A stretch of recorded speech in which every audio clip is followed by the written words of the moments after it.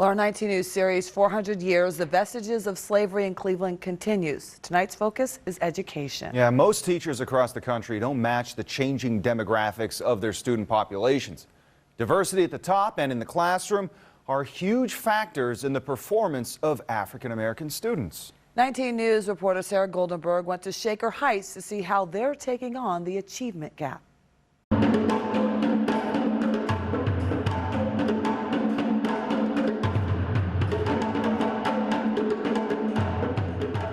Tiara Sargent graduated almost 6 years ago, but she'll never forget experiences in the classroom that shaped her views of race and inequality. When I was in elementary school, I was called an Oreo.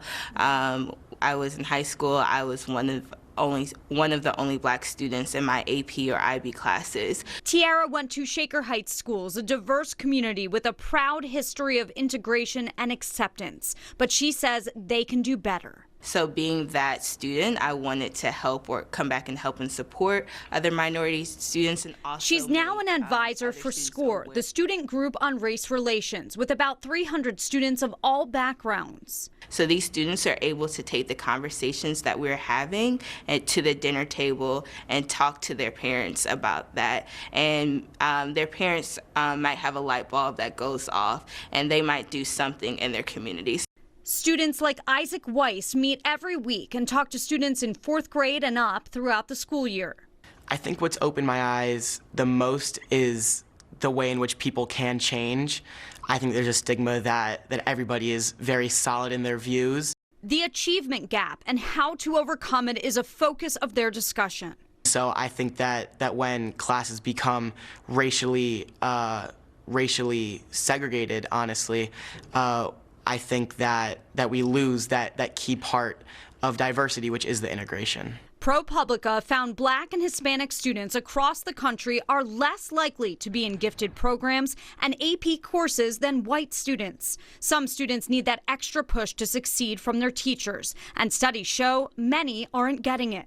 Just 20% of the nearly 4 million public school teachers across the country are teachers of color, compared to 51% of students. Black students make up 15% of the population, but just 7% of teachers.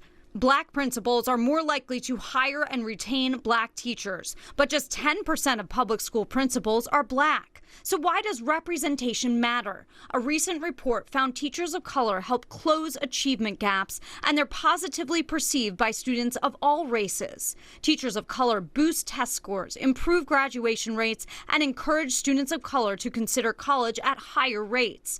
Tiara says the 5 teachers of color she had at school are still a part of her life today. The education system was created by white educators. So what we are teaching our teachers might not fit every student, and especially minority students. So really taking a step further and educating yourself on diversity and inclusion and different tactics of how you can reach minority students. This is not their mission. This is our mission. This is why we were created.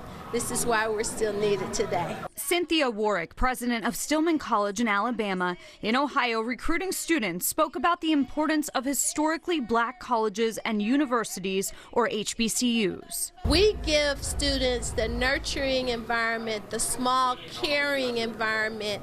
We care whether you learn or not.